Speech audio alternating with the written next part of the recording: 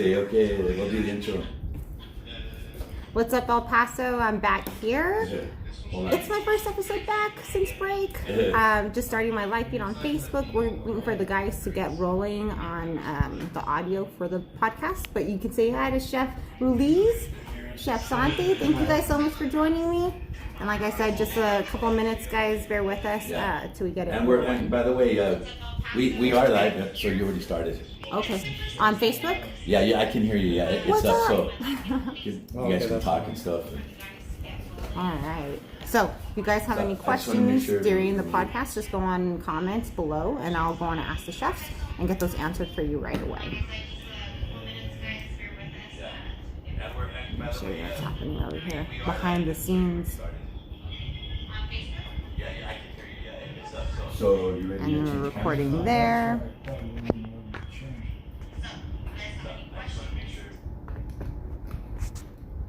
Okay, so now you paused it. It was interrupted. So you did something interrupted. Right. Okay.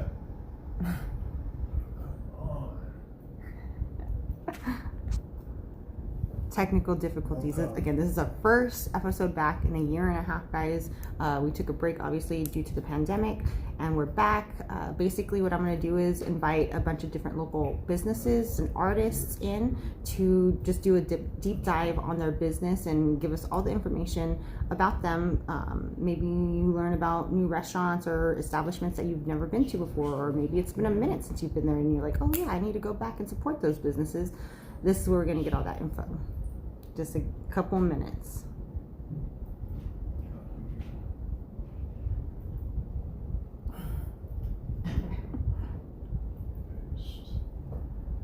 And you can follow Abel at Dialogue Internet Radio on Facebook and Instagram.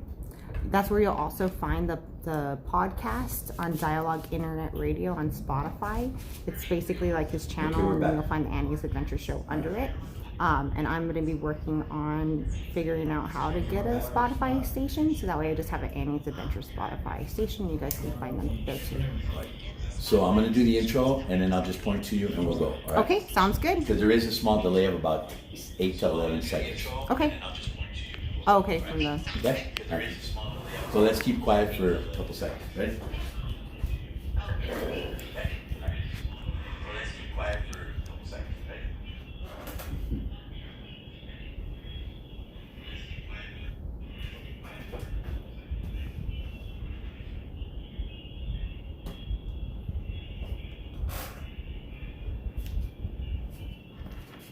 Hello everybody, Abel Rodriguez from the Dialogue Internet Radio Network. Okay, let's see what's happening. Let it go. I'm gonna start again. Hi everybody, on the Dialogue Internet Radio Network, we are live and streaming, and we are also very happy to be back after COVID kind of put a pause in everybody's life, and yes, including podcasting, and now we're back with one of our podcasts that we have had on, I believe now for going on probably beginning of 3 years. It is called Annie's Adventures, and we're very happy to welcome back Annie Perez. Hey everybody, welcome back. Thank you so much for joining. I'm super excited to be back. It's been a year and a half now since our last episode, so thank you for joining us. I'm here with special guest Chef Rulis from Rulis International Kitchen and Chef Santi from Taco Shop. Thank you guys so much for joining me today.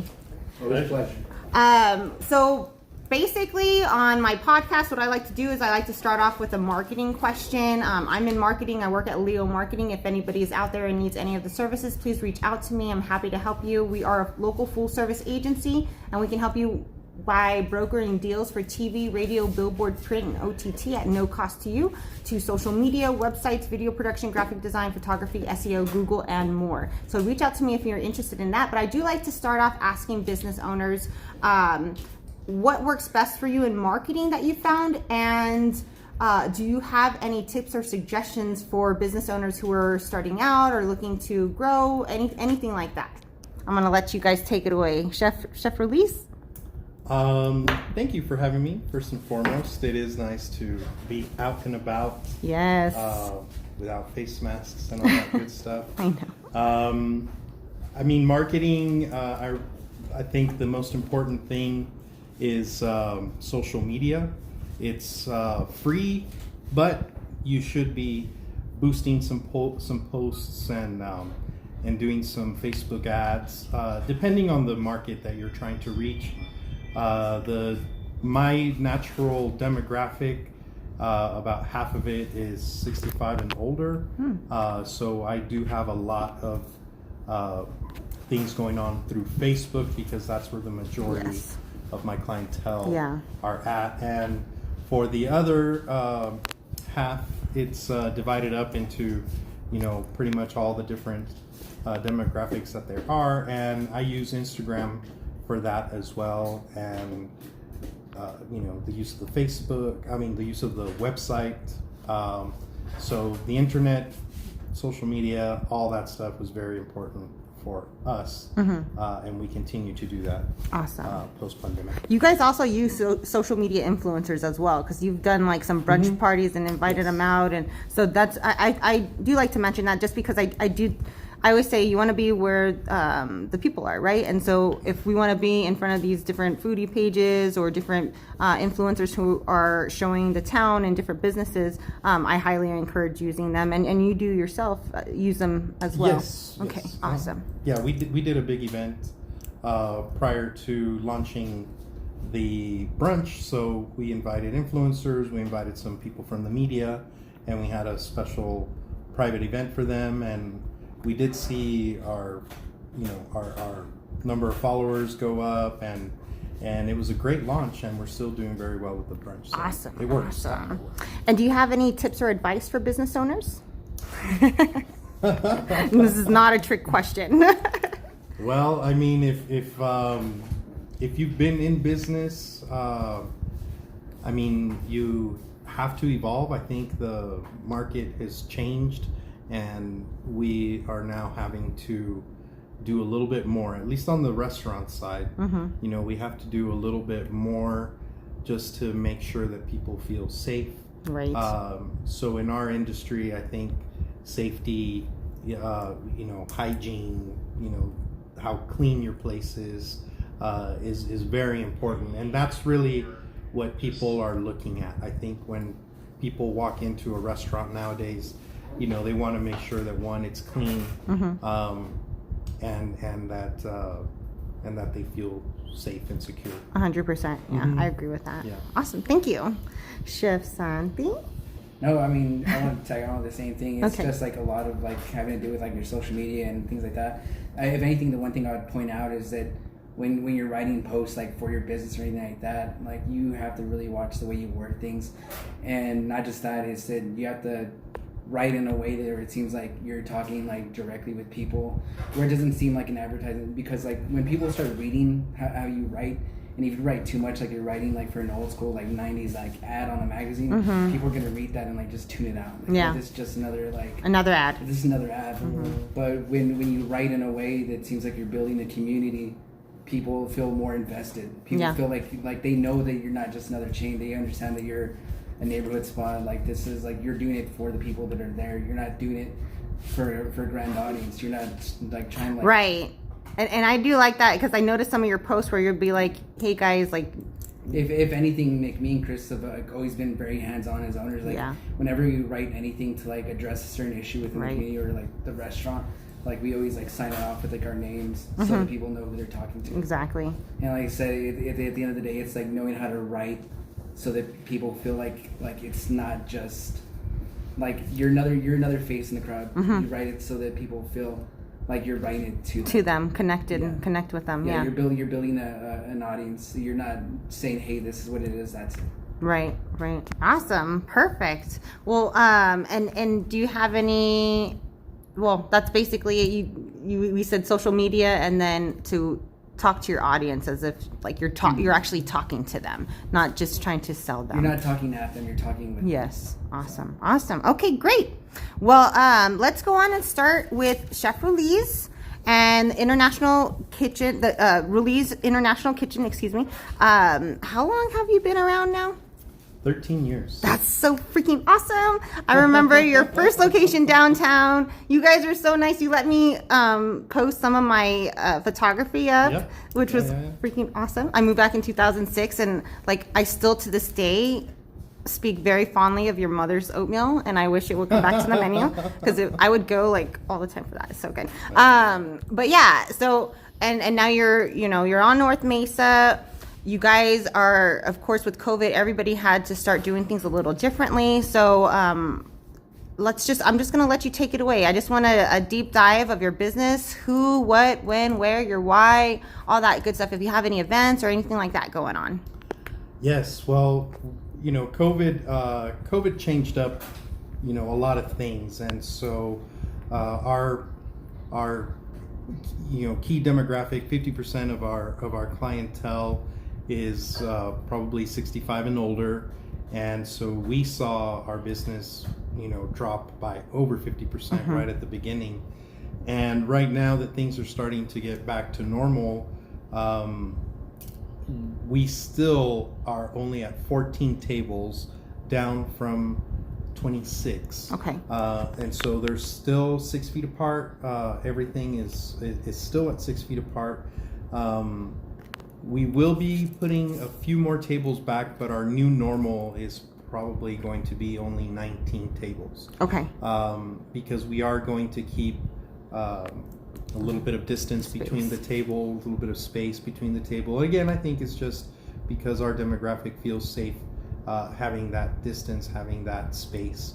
And we opened up the patio. The patio has a really nice canopy, and a lot of plants, and so it feels really nice. We will be putting in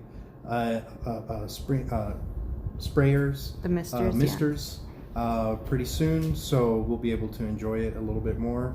And I think we're just a few weeks away. I've been just monitoring the hospitalization rates. That to me has been the most important number to focus on.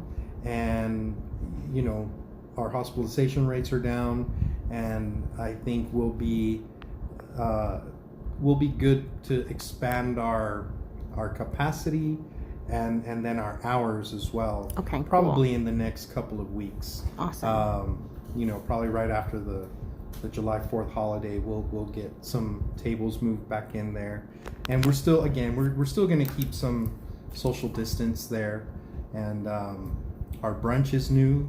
That is also something that's been a lot of fun, and that's Sunday 10 to 3. We've been having a lot of fun with that menu. The menu tends to change from week to week because we are focusing on some of the seasonal veggies and things of that nature. So we don't have a set menu for that, but the new menu is really cool. And the new thing that we're doing that I don't think I've seen anybody in El Paso do is actually have a guilt-free menu. And actually you will enjoy it because I have like a bunch of really cool mocktails. Oh, cool. And I'm using these, distilled teas and these non-alcoholic spirits to make non-alcoholic drinks. And that sounds awesome. It is really good. I just, again, listening to... Finally, somebody making something fun for us alcoholics who stop drinking. Yes, and so these are, most of these are zero alcohol. Okay. Some have bitters, but are still considered NA by the standard. But it's fun because we heard a lot of people, and a lot of people don't want to drink and drive, but they still want to have fun. They still want to enjoy a drink. And enjoying it's that part of the atmosphere, everybody else is drinking. Yeah. Oh, yeah. Awesome. How fun. And so those are really, I'm very excited about those because I've been so impressed with the products that are out there and the quality and and it's been really nice, to be Awesome. able Let me know to- when those roll out. Oh, they're funny because I'll be testing them, and I think to myself, I'm like, man, these customers must think I'm an alcoholic because they see me with all these drinks and double fisting and. But there's no alcohol, I swear. It's just juice. And That's some of these, awesome. since it's like herbs and everything, that's actually healthy for you. Like the non-alcoholic gin is just made with a bunch of different herbs and things like that. That sounds nice. So Are you gonna have that one drink you made us last time? Me and Jesse or something? It was like a vinegar drink with like. oh yeah, the shrubs. Wow. Shrubs. Yeah, the shrubs are good. The shrubs. Yeah, shrubs.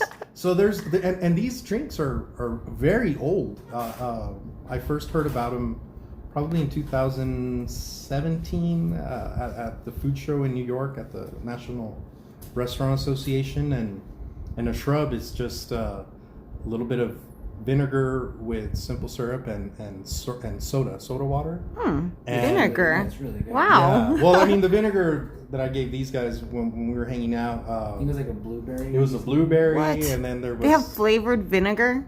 Oh yes. I just like clean with Yes. vinegar. Oh no. There's Okay. like orange vinegar. There's all these different. Wow, that's neat. Vinegars out there, and it really changes the game when it comes to non-alcoholic drinks. Okay.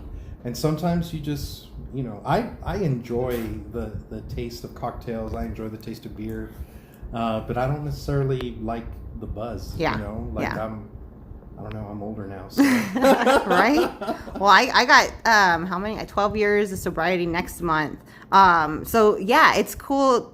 Like you said, I don't think anybody has like a cool bar menu like that, or No, I know that. I mean, I know some excellent bartenders in town that can make real good Sure. cocktails, but nothing is on the menu. Like, Yeah. they don't have something, and they don't specific. advertise it so that way like, oh hey, this one place I heard has non-alcoholic awesome drinks. Oh, yeah. Let's go check it out. So Oh, yeah. that's really cool. No, and so it's perfect. Like So different. My wife is pregnant now, and she can drink. through her Congratulations! pregnancy. Thank you. How exciting! Oh my gosh, another baby! How cute! Yeah. So now I'm like, well, now you can drink through your entire pregnancy. Oh, and not feel cool. bad about it. And it's funny because I started this whole research before that happened, before we knew, and so it just kind of It all just worked out. it worked out. That's really so well. cool. So it's like, no, don't feel stressed. Have a margarita. Awesome. Have a little Tom Collins. I heard like started making like a lot more like non-alcoholic beers and stuff. I heard like that Heineken Zero is like pretty like. Yeah? That was I pretty heard good. it tastes I gotta pretty, check like, that out. legit. The Sam Adams, just the haze. Yeah. That one's blown them all away. See, and I only know about O'Doul's because I don't even bother asking anymore because it was like they're all crappy tasting, No, I've been amazed, and, Okay. and I've had friends over to take, taste. I'm like, here, taste this. I know Yeah. you don't drink, taste it, and They love them, huh? they do. They're like, oh my god, it's like this is really good, and there's a lot of companies that are doing them. So Sam Adams, Just the Haze, is a non-alcoholic hazy IPA, and you taste that, and it tastes like None of really the guilt. good. It's like a really good IPA, and Wow. and no alcohol. I'm So. surprised That's they're gonna do cool. more like non-alcoholic IPAs just because like that flavor is just so strong. It's gonna cut out like all the alcohol flavor anyways. Oh yeah, At the end of the day, I figured it's like the best kind of beer to do that way. yeah, and they do. Brooklyn has a couple. I carry one of the Brooklyns, and I carry the Athletic Brewing is another one, and they do really good non-alcoholic beers. I have two of theirs, a blonde and a Mexican copper, Okay. which is like. I mean, you're ahead of the game too, because like right now, I think like Forbes magazine just came out with like top 10 beer companies are coming out with like near zero to no alcohol beers. Wow. So I don't know if that's just gonna be a trend coming up soon. So It sounds you're like really it. hitting on on Just that like the game White you're Claws. ahead Like, of it oh my gosh. Oh, yeah. Don't Well, get me I- started on that stuff. I always try and It's trends. find things that other people are not doing, that makes sense, and this one did make sense just because of the clientele that I have and the people that I know, and I just know a lot of people, prefer, not to drink or they just, we do so many baby showers. Hey, we that's used to do so many baby showers. We're starting them again. Catering is back at Catering- Paso. catering It's is coming back. back like crazy. Yeah. Yeah. That's good. Yeah. No, we've been. How long have you been doing with that? Because like we've been getting like emails all the time. I think like every day we're getting like 2 in. And That's awesome. Yeah, no, filling up. I've been having, well, this month has been with graduations. We've been doing quite a bit of catering. We haven't been really doing a lot of serving. Sure. Most of them are, pickups or we just deliver and get them set up. But yeah, they're slowly coming back. Now it's just. I think we did like our first in-person service one a week and a half ago. It was for a wedding, and it was so small. Like even for them, they said they've been having trouble finding a lot of catering companies. A lot of catering companies shut down. They haven't been doing nothing. Yeah. The fact that we still have the restaurants on our end. When you guys are advertising it too, I see your All Around the World Catering post a lot, which is also, if you guys don't know about that, you need to be in the know, and we'll tell you more about that right now. But that's really cool. So catering is back. If you guys want to reach out to them for that. Also, you have some amazing desserts that you offer as well with your delicious Chuco cuisine. We want to talk a little bit about your Chuco cuisine, your show. How freaking cool! that one's been a lot of fun. It was, it was born out of the pandemic, and we shot 15 little episodes for the YouTube channel. You'll find me under Chef Rulis on YouTube, and it's been a lot of fun. And we just started shooting basically our season 2, and we already have 2 episodes that are already edited and ready to go. We're filming our 3rd and 4th episodes in the next few days, and so we expect in 2 weeks to go ahead and release basically season 2. We'll start releasing every Thursday. That's awesome. Our episodes, and we're just telling stories about the region. This season's going to be fun. We're going to learn a lot about the Mission Trail and everything that's going down in Sanelli. It's bumping right now. Yes. It is Socorro. coming to life. Yeah. It's beautiful. Yeah, it's good to see, and like Socorro has beautiful buildings. Oh yeah. They have the brewery now. They have, Casa Ortiz. Yeah. Laura Duran is out there. She has a gallery now. There's another, I think, a ramen shop is going to open right across the street too. Right. Mm-hmm. Yeah. It's Chef Enrique. Yes. Enrique yes. Lozano. Yeah. Yep. And so yes, that area is popping, and so we want people to know about it because talking with the Loya family down in Bodega Loya, they were saying how back 30 years ago it was a big artist community, and makes sense. And then they started talking about how people go to Santa Fe, for the arts and everything, and they want to bring people here, and if people have not gone through the Mission Trail, if they haven't visited the missions, it's something really beautiful. It's something very unique to the area, and there's so much history there. And of course, with the Chuco Cooking Show, we explore that history, but then we also tie it together with cuisine and how food evolved, and all those stories to me are fascinating. And it's about our area, which is so cool. Yeah. And that's fun because so many people don't know, like when I start talking about the Chinese influence and the Middle Eastern influence and the Japanese influence, and they're like, why are you talking about all these countries? It's just like, I thought it was just the US and Mexico, and I said, no, this region really has so much. There's so much history, and it's surprising how much people don't realize how much the building the trains and everything through the Butterfield Trail, how much that affected everything. People don't even know that inside the graveyards that they pass every day on I-10, there's a specific section for the Asian families that died during that process, and I don't even know how many people know about all the tunnels under the city. Yeah, there's tunnels that they found maybe 4 years ago where people were hiding out, and I think they were speakeasies too. Yeah, we had it all. I mean, the speakeasy part is really interesting because prohibition was going on in the United States, but not in Mexico, and so those were the roaring 20s and 30s for El Paso, because that's when John Wayne, and that's when all these. When you think of the West, I don't know how you don't think of El Paso. It's like the one stop between the entirety of the United States. Like everyone's gonna pass through here. Everybody they has do. to. I mean, and then you got the Mexico border, the New Mexico border. I mean, it's like you said, everybody has to come through here. Oh yeah. And so many people travel with their culture. Obviously, the Chinese builders, they were building the railroads. They traveled with the railroad. So if they built 2 miles, then that's what they advanced. Right. And so, the disco, the chiles toreados, the tortilla, things that we think are Mexican, and it's like, no, it's like these are Chinese. But they've been here since 1881. Yeah, I mean, even down to the beer. Like when people think, Dos Equis and Modelo, and I'm German. like, those are all German recipes. Yeah, the German engineers came over and they, because there's a lot of mining, especially in the northern part of Mexico, and so you had German engineers. I mean, I remember like a lot of the Germans, like during like there was like that mass influx of like German and Irish. That's like where Gang of New York's was like during that time period, and they couldn't find anywhere to go, and like everybody was like it was like a lot of racism towards like Irish people, and like Germans slowly all fled down to Mexico. They all like raised like farms and everything down there. So. Yeah. Well, you have the Mennonites.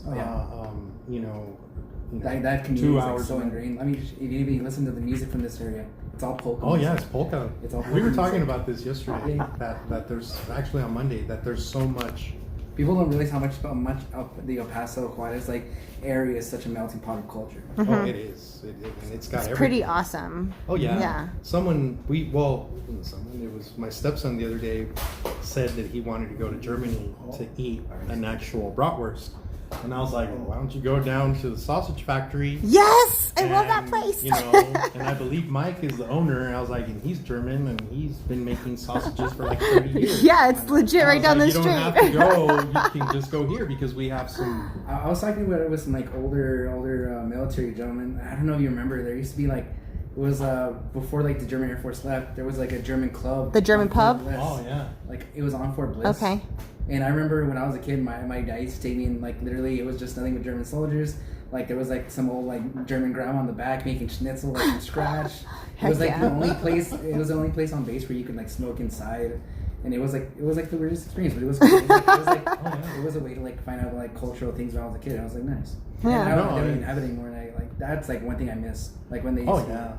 Yeah. Well, what people in El Paso don't realize, and I do tell the story on one of the episodes of the Chuco Cooking Show, is that outside of Germany, the biggest Oktoberfest party was here in El Paso when the German Air Force was here. That makes sense. And those were like, especially during the 80s, 90s, and then the early 2000s also. Getting rowdy. Oh man, but it was huge because they were bringing it's the German Air Force, and they're literally bringing flying in the beer from Munich. That's crazy. And so cool. the beer was actually German that flew over on German Air Force planes. And I remember that. I remember being like a kid walking around like the Oktoberfest, and I remember it was just like picnic tables like lined up for like seemed like for miles, and it was full. Yeah, no, it was crazy. great. I love that time. Oh yeah, it was a really good time. Old El Paso, you gotta love it. Yeah, and that. Well, I mean, they left like in I think in 2014. I thought it was 8, 9. No. Well, they shortened it up. Yeah, it got smaller. They still have it, but obviously it's nowhere near as big as it used to be. And I mean, we were doing it bigger even than like New Braunfels or Fredericksburg. Fredericksburg. Mm-hmm. Yeah, and they have it, but it wasn't as big as El Paso. You know what I found out about Fredericksburg? Sorry, it's a little tidbit. Is that there's actually a sub language of German that's only spoken in Fredericksburg. Wow. Oh, really? It's like still German, but like people from Germany don't understand it. It's like the weirdest. It's so German, the Germans don't understand it. They're so isolated, but yet they still keep like German culture, and they still all speak German. So like over time, like language is gonna like evolve. So there's a subsection of German that they only understand in Fredericksburg. That's super cool, though. Interesting. That's really, really cool.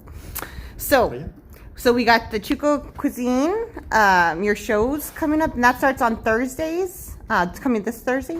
Or next Thursday? Next Thursday. Next Thursday. So make sure to follow on Facebook and Instagram. Do you guys have any events or anything like that coming up? Or if you can tell us a little bit about the types of foods that they can find on your menu. Just kind of give a little teaser to these people at home. Yeah, definitely. So the cuisine, we don't do anything too crazy. We just want to do a twist on things because we still want to make our food accessible. But our menu has really good salads. Every dressing is made in-house.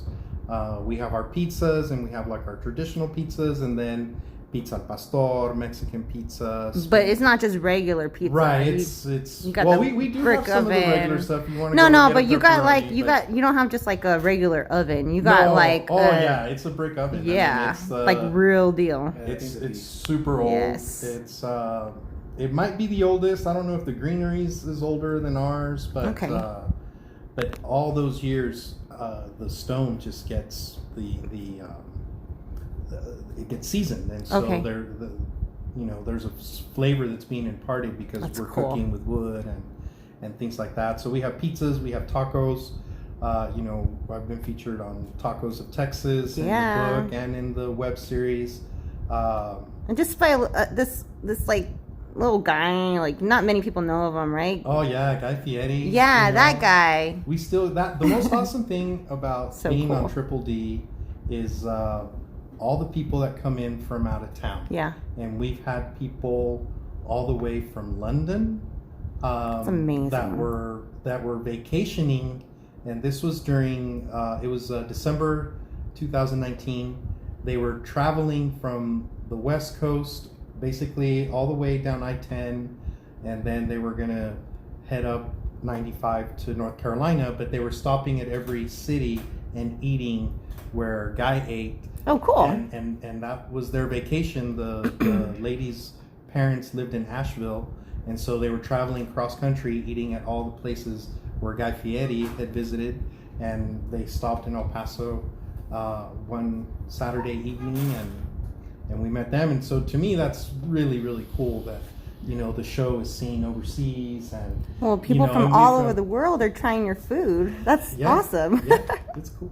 Oh, no big deal, like. It's cool. I mean, we were blessed. I mean, we I think I told you before. I mean, when I got the text, I thought it was a joke. Yeah. And I ignored it. I ignored You're it like, for who a is few this? hours until I got confirmation that indeed it was Wow, them. And that's then- so cool. Yeah. I wonder how much that happens where somebody gets like a text like that and it's like, nah, that can't be real. Like, Right? Yeah.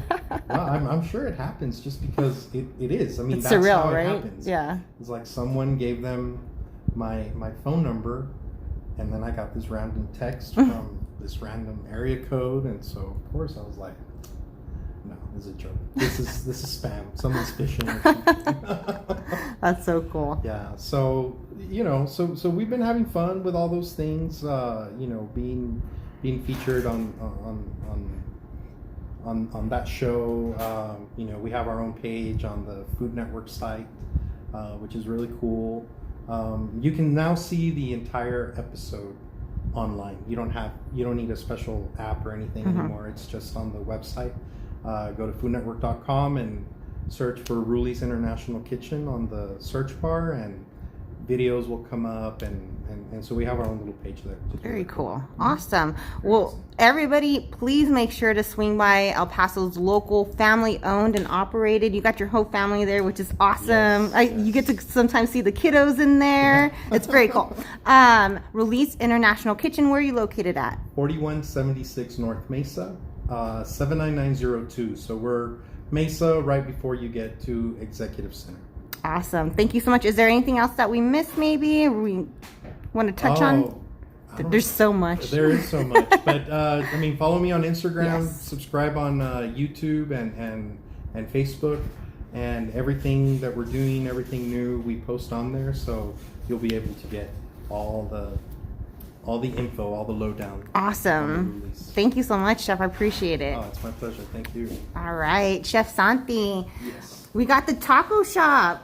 Tell me all about, you guys have a second location that just opened up. You're on both the east side and west side now. You guys like to Yeah, I mean, if anything, it was just because like when we were first opening, we'd have people drive all the way from Cruces, like Yeah. from the west side. I believe it. People don't realize how big El Paso is. Like when you're making like 45-minute drive for our tacos, I'm like, yeah, that's kind of cool. You could have gone down the street. I mean, at the end But of you the don't day- have like your tacos are not just regular tacos, you know, like Chef Rulis said, you like to do stuff that's different, you know, and you guys it's, I think like even this morning, like we had like we always see like the young kids bringing their parents, and like they'll see the name and like, oh, it's just gonna be like another place, and they won't look at the menu. They'll just like give me this. the carne asada Yeah, they're gonna give tacos, me yeah. this, like that. And then like their kid will be ordered like something that they know they're gonna get, and like when the food arrives at the table, like nice, it'll like it'll go for me, and like it's just something that they Like, don't what is expect. this? Like at the end of the day, we keep like the basics on there. Like it's gonna have like the street taco section, but we know what you want. Like we have the pork belly. When people get that, like they're surprised about it. I'm going to pork belly like crazy. Right now, everything's sold out on that. I'm like trying to get pork belly, can't find it anywhere. We do like the tuertano, like we do like the Chapulines. Oh my gosh, I always tried that like- last time I was there. So I- neat. Have you like? I have you had mean, cricket before? I had never had a cricket before. Yeah. But it was an adventure, and I tried it, and the guacamole that it was paired with, oh my god, like just It's pour interesting, like, pour a whole batch of crickets in that guacamole. I just feel bad now because like before I was like weirded out about it, and now I'm in the back in the kitchen like that's Like my snacking snack. on? I Like snack on potato crickets, chips? like, all the time, like, the chips. And like it's always weird because like it's always two types of people that get like certain things, and like you start to notice a pattern over time. And it's either like people that are just like pure based on like curiosity aspects, they'll get it, or people that are like are from like deep Mexico and stuff like that, and they'll get it and they're like, I don't see this anywhere here. And that being said, can you explain a little bit? Like, this isn't actually, it's a sought after dish. It's not just like, hey, let's play with bugs. No, like, people, you know, see. At first, for us, it was like curiosity. Like I always wanted to play around with things. Okay, like so that. it was maybe a little bit like. And then like after a while, it's just like, oh, like that's why we actually kept it on the menu. Before it was just like a weekly special thing. Yeah. And it just ended up staying on the menu. Same thing with like the manta ray and like all the other stuff we do. Yeah, Like, manta ray, I mean, like, I'm sure stingray, you know, like the flautas. one joy of like owning your own restaurant is being able to play with whatever you want. Yeah. So like yeah. we like I think over the course of the year, like we've done like we did turtle last week. Yeah. We did kangaroo. What's it called? Like Wow. we're doing like the manta ray. What's a kangaroo taste like? Is that gamey or? It's phenomenal. Yeah. Like if you like steak, Oh yeah. I would recommend it 100%. Okay. It's like it's like the deepest red beef that you can have without any fat. Interesting. And like somehow like even when you grill like with the zero fat content, like just the natural oils in the meat from it being like not Super like lean, farm raised yeah. animal. Like you get like the natural like from like everything it eats. Okay. And you could taste it in the meat. It's like very flavorful. Okay. If anything, I would just say that it's like a little more higher in like an iron rich content, but that's about it. That's not a bad thing. Some people need more iron. Like I need more iron. So. Definitely. Okay. I think one of the ones I liked was jellyfish. What? And I didn't think I was gonna like jellyfish. You made Mhm. and served jellyfish? It was like we did it like with a mango pico de gallo, like a Yeah. ceviche. Wow. It tastes really good. Okay. That sounds awesome. Yeah, like once you get it like going and like marinated and everything like Yeah. that, it takes on a whole different texture. Yeah. From the raw state, like it's. I'm like trying to think of like things to compare it to, but it's like it's its own thing. on its own. Not like a texture like an octopus or squid or anything like that. It's. I have no idea what that would taste like or. Like maybe squid, but like Okay. not chewy. Okay. Like because like you can really fuck up like squid really fast. Yeah. And like somehow like jellyfish is just like the most tender like version of that you can have. Okay. I also tried your all stingray tacos, which were awesome. I've tried the bone marrow. I've tried a lot of your all's foods. Everything is freaking amazing every time at both restaurants. Like I absolutely love them. When people ask me for recommendations, I send them to you both all the time. So if you want to tell us a little bit more, you also have a partner, Chef Chris. Yeah. Chris couldn't make it today, but he's actually at the restaurant right now. He's writing back to like all the catering requests because. Oh yeah. And that's your all's like first hat in the That's ring. baby right yeah. there. Like, Around the it world was a catering big kick in the service. gut. And, like anybody that did catering, like when that pandemic hit, like when you're taking a business where just you're stopped. making like quite a bit of money every year, especially with like wedding season, holidays, or anything like that, and like that's completely shot and gone. I think within like the first like I don't know what Chris ever talked about, but like when the pandemic first hit, every single event we had lined up, it was like right before wedding season started. Cancel. Wow. And just how scary to see that one right after the next. The first like 3-4 days, I think we lost like 50,000 in like events, and that was a kick in the gut. So, and yeah, I mean everything's bouncing back. So thankfully, yeah, that's good. And if you It guys was are all looking about for finding catering, creative ways to like work around and like doing like the drop off caterings, like you mentioned, doing that kind of stuff, like that kind of helped like keep everything moving. yeah, you guys had to get creative because I noticed you guys did like the family packs. Both y'all got, during COVID, and then y'all were also feeding the hospitals and doing a lot to give back to the community because that's what you guys do. You guys are all about that, and you take care of your staff, which is what I really love. You guys just got back from a taco tour around Texas with your staff, right? Yeah, well, the ones that couldn't make it, we gave them all like paid time off, like plus like a little bit of like a bonus, and then we decided we hadn't taken a break since like the pandemic started. Sure. And it was like a whole year gone by. And Yeah. one of us like took more than like a day off. You can't during a pandemic. All hands on deck. You don't know what tomorrow's gonna bring. They're asking you to build houses on quicksand. And we're thankful that we have like the kind of staff that like Yeah. stuck with us, and we're like at this point like we're all like family.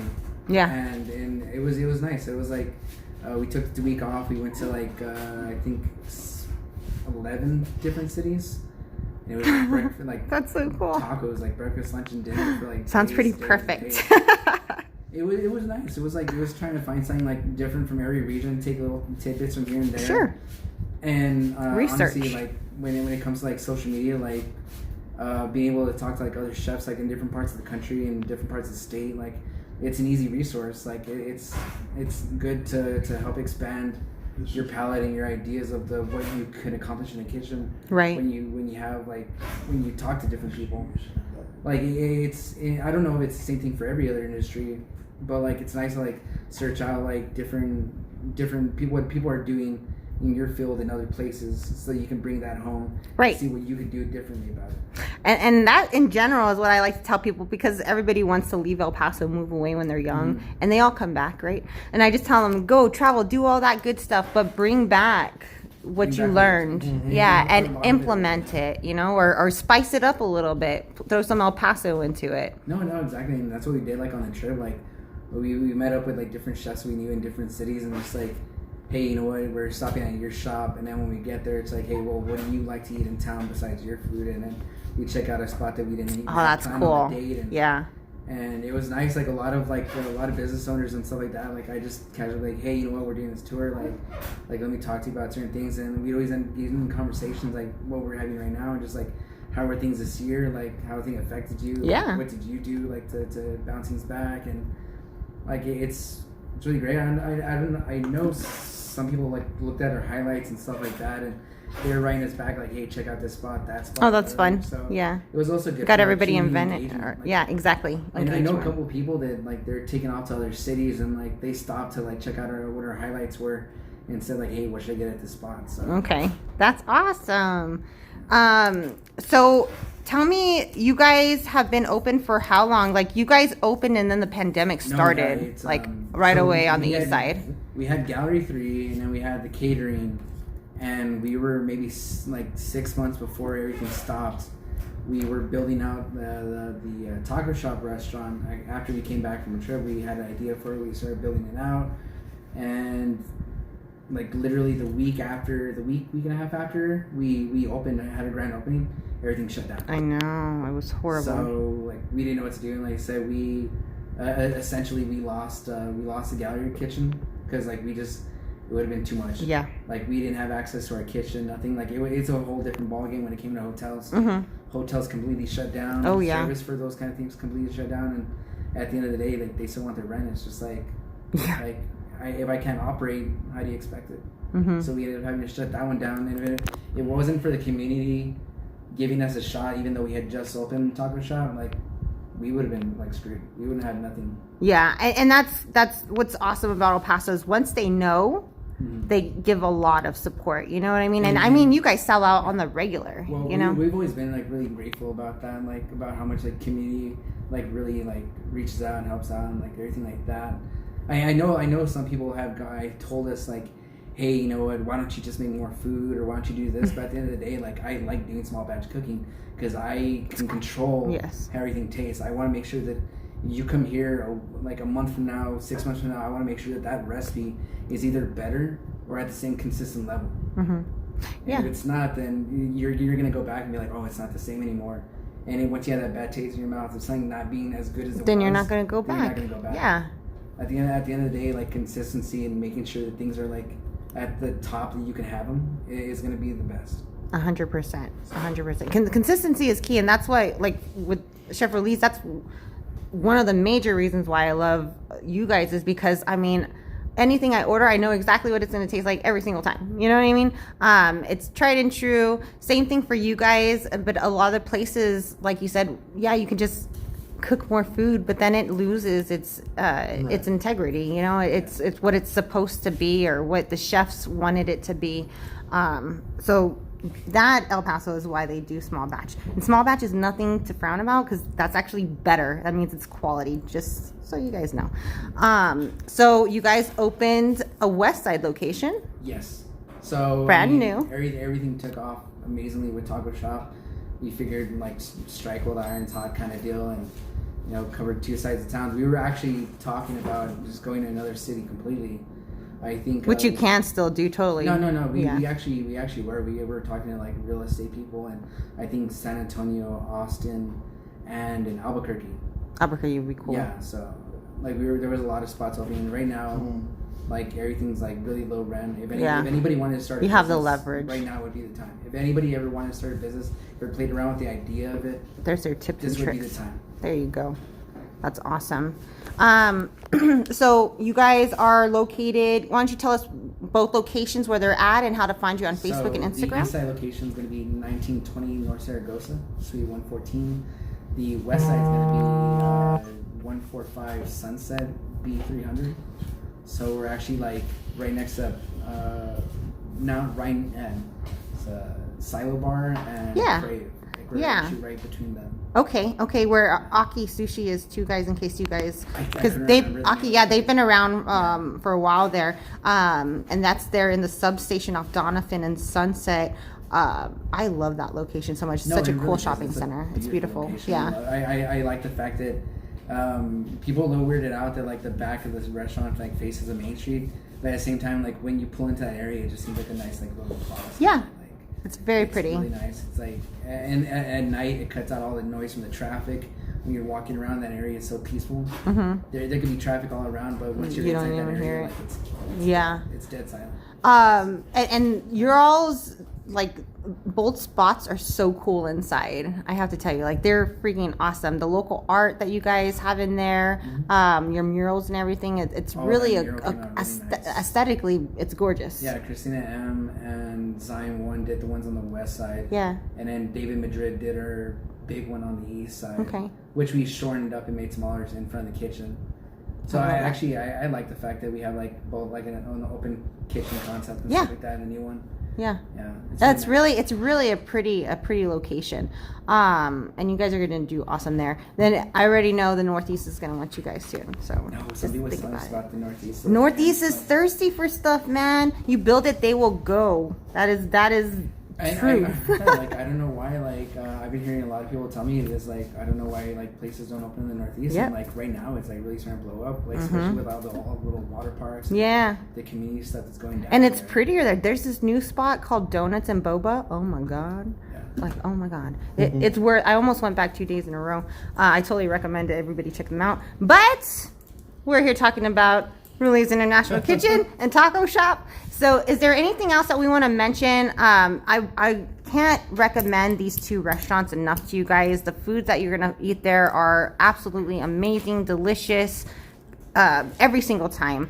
Taco Shop, you guys have some unique things on your menu that, again, like we're talking stingray, and you were. Well, I mean, not just with the exotic meats. We always make sure that there's like vegetarian options. Yes. And I know later on this month Same with Chef Later on Rulis. this month, we're going to be doing a vegetarian night kind of thing, because we used to Okay. do that at the Yeah, other yeah, yeah. restaurant that we used to have, and we kind of miss it, and trying to play around and get like different dishes out. Like it's always fun. Mm-hmm. Like cooking like exotic meats are like doing its own thing on its own.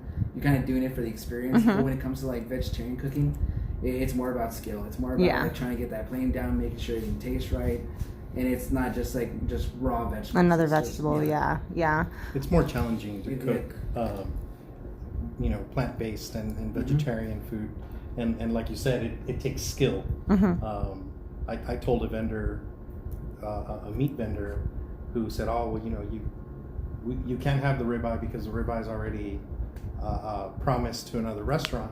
And I said, "Well, everybody knows ribeye." I'm like, "You really can't do much to a ribeye." I'm like, "Give me the offcuts, give me the thing, and then Yeah. we'll use skill, we'll use technique, and we'll draw a lot more flavor, out of those cuts." Mm-hmm. But I mean, even But I this told him past with year, meat, like I was doing specialty cuts has been like always a challenge this year, anyways. right, Yeah. yeah, but at the end of the day, you're still grilling a piece of meat, and it's pretty easy to do. But to cook a good vegetarian, plant-based meal, like my menu does not say vegan on it at all. That's a scary But word for there's- some people. It's Plant-based scary, is... but there are options in there that people order all the time. Mm-hmm. But if I told them that they were eating Yeah. something vegetarian, vegan, they probably wouldn't order it. Uh-huh. And so I agree with Santi that when you're cooking vegetarian or plant-based, it just takes a lot more skill, and it's a lot more challenging in order to develop flavors and develop Sure. a dish that's just gonna stand out on its own, Mm-hmm. and that way you don't have to call it, this is vegan Or dish, where or it's this not is just a vegan. side dish, right? Because I have so many of my Right. vegan friends who are like, I want to go somewhere with an actual, like, a vegan meal, and not just like I have to order a bunch of side dishes to eat dinner, Honestly, that's one of the reasons like we like doing like the whole like having like a lot of vegetarian vegan dishes, because it gives people like I see a lot of like the younger generation that does like vegan and vegetarian, like that's like what they do, like plant-based eating is like what they do for their diet, and being able to have like a restaurant that's like kind of like a semi-traditional like taco place. Like a lot of like the older generation doesn't want to go somewhere that's like a plant-based restaurant. So when you have enough plant-based dishes to offer, like a lot of the kids will be like, "Oh, well, I know a spot," because they For want to eat. everybody, which And is then so they'll hard take with it, my and then, niece. like, Oh my gosh, we could never find a place to eat. And I'll see like the parents like see what the kid gets compared to what they get, and they're like, "Oh, well, that looks pretty good." Yeah. It does. It introduces a lot of people like to different varieties of food that they're typically not gonna ask for. Yeah, that's very true. And you guys do meatless Mondays, too, and different things. But you can find out all that information on their Facebook and Instagram. You guys post regularly, and all the different specialties that you guys have going on. Like you said, you do change out, like you did turtle last week, and you guys do fun different. I think we might be doing like armadillo coming up soon. Oh, how funky. Armadillo. That's cool. Right on. Well, follow them both, Facebook and Instagram. Check out their websites. You guys can order for pickup. You can dine in. Is there anything else that we want to mention that we didn't cover already, guys? I know, right? Be nice. Yes. Treat your servers well. Yes. It's been tough. Yeah, on treat your, them. if you're a good business, treat your employee as well. Yes. That's You will see a difference. Like, your turnover rates will not be what they are. Yeah. Well, It's- because everyone's having a hard time hiring. That's the And I number don't- I one don't question understand why, everywhere. like so many people have a hard time with retention. It's just like treat people like people. Right. Like, Yeah. Oh yeah. Yeah. No. My cook with the least amount of time in there has like 3 years under his belt already. I have 2 cooks that are over 10 years. Wow. 2 other They're family. ones that are 8 years. Yeah. And, When you and take so care you're of right, them. yeah. Well, I mean, people are people, and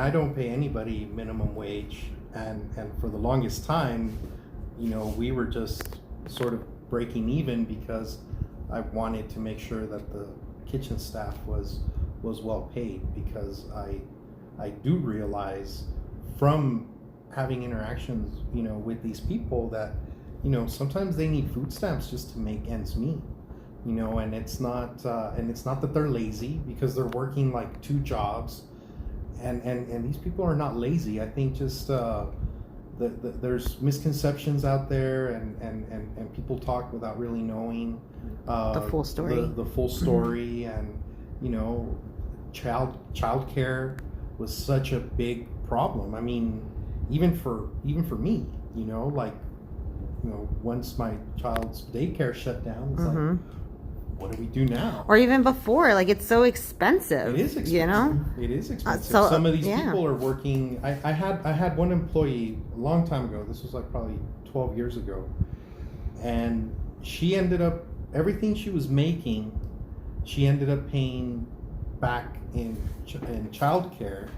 And so she said, if I'm gonna end up with $0 in my pocket at the end of the day, I'd rather at least spend my time with my kids instead away from my kids, having, you know, just to pay somebody working just to have somebody else take care of them.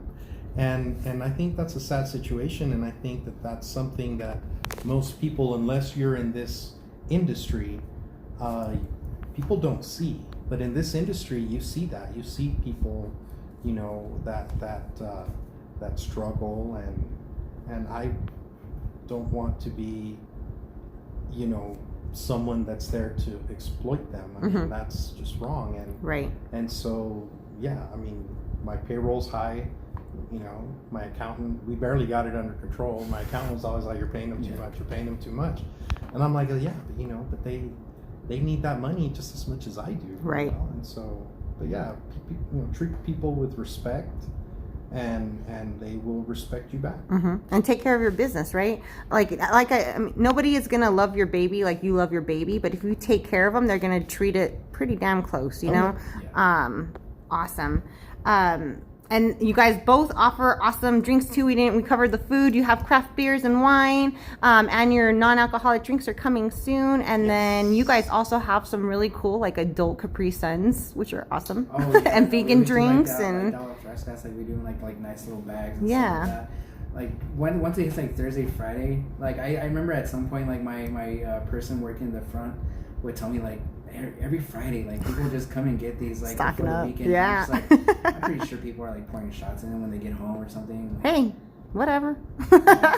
You bought them, you take them home, you do what you want with them, right? But yeah, like at some point, like I'm like, I know people are getting these like for parties and stuff, but I mean they came out good, and like we always run out of them. Like, like we always do everything like fresh from scratch, like all the out fresh. Yes, like, and that's for us, both like, restaurants. This isn't like the powdered stuff. They're like, no, like it's made from scratch. Yeah. Right. I love it. Awesome. Like it's a simple thing, and like it tastes good. It's like summertime. It's the best.